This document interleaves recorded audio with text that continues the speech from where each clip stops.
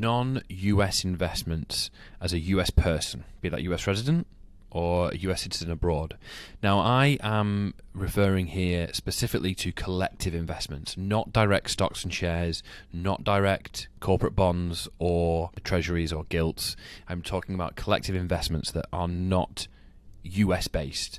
So ETFs, mutual funds, OICs, unit trusts, common, mainstream, normal, collective investments based in the UK or Europe or further afield. These are generally considered PFICs, passive foreign investment company.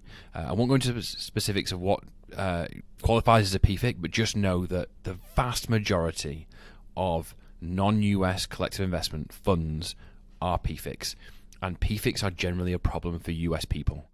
The US seems to take a position that they do not want US taxpayers to hold non-US investments, non-US collective investments, and therefore they tax them punitively, and they make the reporting particularly onerous and therefore expensive. There are exceptions. There are elections that PFICs can make, but I think it's safe to assume, unless you've been specifically advised that your PFIC is designed for US people and is not subject to these rules and regulations and requirements, that it is a PFIC that is subject to this regime and is best unattractive for you and quite possibly quite a big problem. So again, without going into too much details, there's more information on our blog, more information in our podcast, but the US taxes PFICs punitively. The vast majority of any income or gain will be taxed at the highest income tax rate, not capital gains tax, not qualified dividend tax, not even mostly your marginal rate of income tax,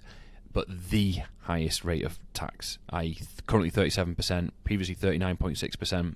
Furthermore, interest will apply. The US considers essentially that they have missed out on a number of years collecting tax from you. Therefore, they are going to slice up your gain, tax due, and apply interest for each year, each slice. So if you're talking about a base tax level of 37% plus interest, if you've been holding a collective investments for 10 years, 15 years, 20 years, you're getting into 50, 60, 70% even of the gain can potentially be taxable. Then there's also the reporting requirement, 8621 for each PFIC each year. So it's double whammy.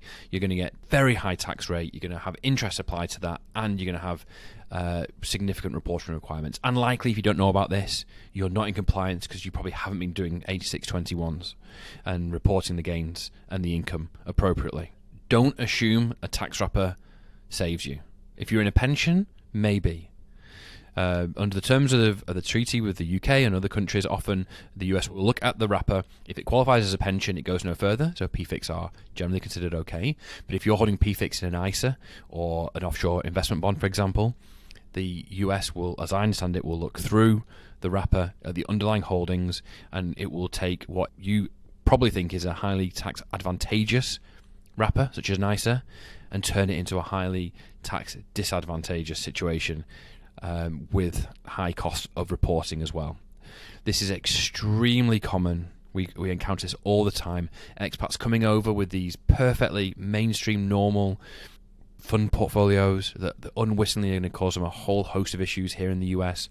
People inheriting money in pounds or portfolios in pounds, not wanting to bring it to the US, not wanting to convert it into dollars. Or US citizens who have left the US, live in another country, in another currency, and completely reasonably want to build up a portfolio in that currency, unwittingly fall victim to these punitive and unfair rules. Do not delay. It just makes it worse by adding every year that goes by, more interest will be applied.